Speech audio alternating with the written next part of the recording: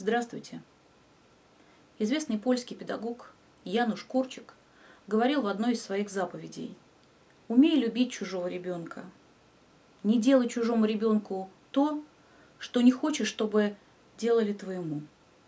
Я, как психолог и мама 4 детей, разделяю полностью это мнение, но, к сожалению, среди нас есть те, кто совершенно не думает о чужих детях, как о своих, кто через социальные сети несет опасность нашим детям, кто подстрекает наших детей выйти на митинг и стать частью толпы, кто относится к нашим детям ни много ни мало, как к пушечному мясу.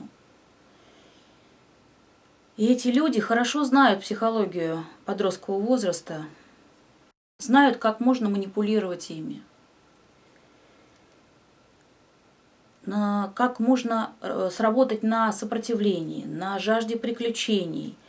Но, к сожалению, эти приключения могут обернуться трагедией. Толпа – это непредсказуемое явление. Достаточно малейшей провокации, чтобы толпа подхватила это, и началась бы драка или же, наоборот, паника. И, как показывает история, это все заканчивается трагически. И в этом случае это практически такой же призыв к суициду, как и то, что делает, например, организация «Синий кит», которая, к сожалению, в последнее время снова стала активно участвовать в жизни наших детей. И есть уже жертвы среди подростков. И это на самом деле не дети из неблагополучных семей.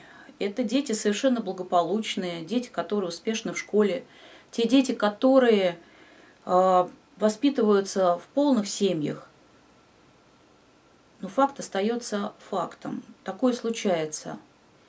И, конечно же, наша задача, как родителей, как педагогов, предупредить наших детей.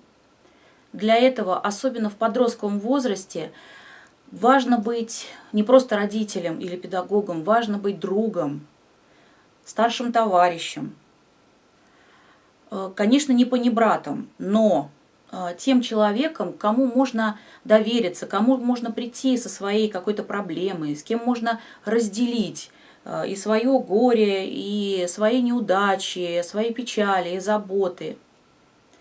И для этого важно располагать ребенка к доверительному общению, стараться быть ему другом, не предавать его, хранить его секреты, не высмеивать ни в коем случае то, что он делает.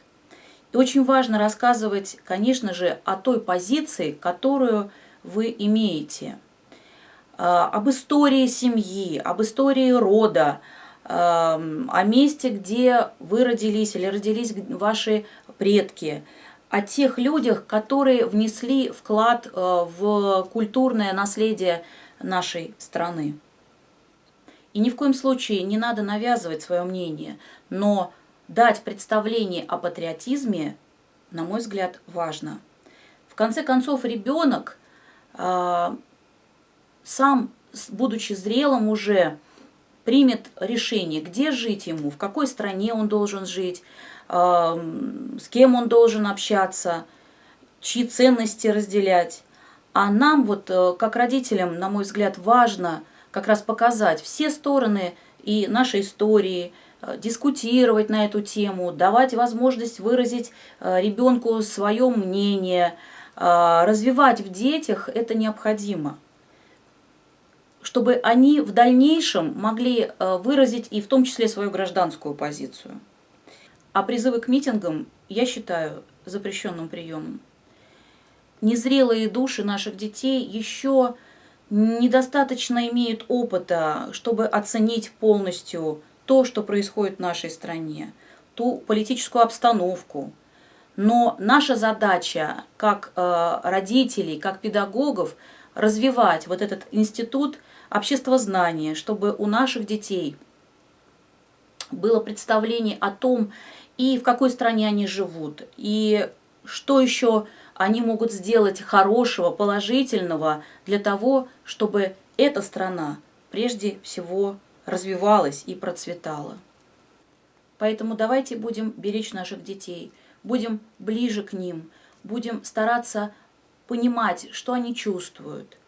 И, конечно же, объяснять им, что есть разные люди. И тем не менее, не каждое мнение правильное. И для того, чтобы выбрать единственное правильное мнение, стоит, наверное, узнать мнение достаточно большого количества людей, взрослых людей, своих родителей, возможно, каких-то старших товарищей, братьев и сестер. Возможно, это мнение будет исходить от педагогов, от разных педагогов. Поэтому для того, чтобы сложить свое какое-то представление об этом, нужно узнать, что думают и другие, на мой взгляд. И только потом почувствовать, насколько это откликается, что больше откликается в душе. Я также обращаюсь и к нашим подросткам. Ребята, будьте бдительны. Задавайте себе вопросы. Вы гораздо умнее, чем мы. Вы более развиты. Ваш эмоциональный интеллект гораздо развитее, чем у нас, у взрослых, потому что вы живете совершенно в другую эпоху, в эпоху научных технологий каких-то, открытий. И, стало быть, задавать себе вопросы – это абсолютно нормально.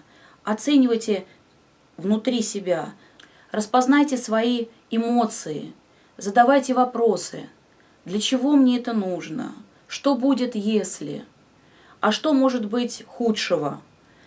Чем это может мне помочь? И обсуждайте это со своими близкими, родными. Только так вы сможете понять, что действительно истина. Я желаю всем мира, добра и счастья. С вами была ваш семейный психолог Кулешова Ольга.